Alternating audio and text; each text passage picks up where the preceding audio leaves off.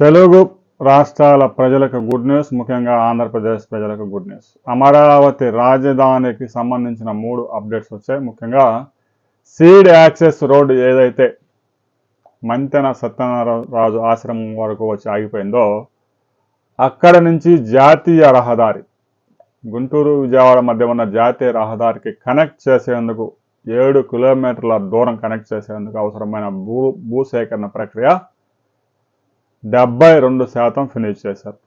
దాదాపు 69 ఎకరాల భూసేకరణలో ఇప్పటికే 50 ఎకరాలు భూమికి సంబంధించిన వివాదాలు పరిష్కారం అయ్యాయి. మిగిలిన రైతులు కూడా భూ సమీకరణ ద్వారా భూములు ఇచ్చేందుకు ముందుకు వచ్చారు. ఈ ఆగిపోయిన 6 లైన్ల సీడ్ యాక్సెస్ రోడ్డు, ఈ 7 కిలోమీటర్ల నిర్మాణాన్ని రాబోయే 2-3 నెలల్లోనే టెండర్లు పిలిచి పనులు ప్రారంభించబోతున్నారు. భూసేకరణ ఎప్పుడైతే పూర్తవుతుందో వెంటనే టెండర్స్ కాల్ చేస్తారు.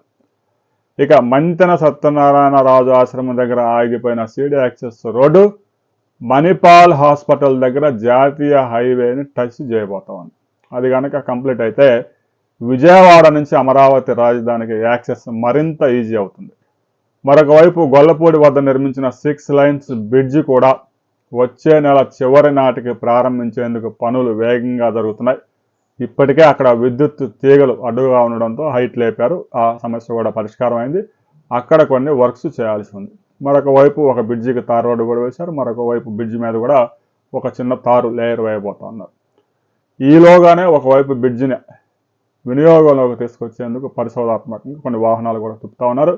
రాబోయే రోజుల్లో అమరావతి రాజధానికి ఒకవైపు సీడ్ యాక్సెస్ రోడ్డు, మరొక వైపు గొల్లపూడి బ్రిడ్జితో పాటు E5, E11, E13 రహదారులను కూడా జాతీయ రహదారికి తీసుకొచ్చేందుకు ఏర్పాట్లు జరుగుతూ ఉన్నాయి. ఈ కనెక్టివిటీ అంతా కంప్లీట్ అయితే అమరావతి రాజధానికి యాక్సెస్ మరింత ఈజీ అవుతుంది. రాబోయే రోజుల్లో అమరావతిలో జరిగే అభివృద్ధి కార్యక్రమాల మీద మరిన్ని వివరాలతో మరో వీడియోలు తెలుసుకుందాం.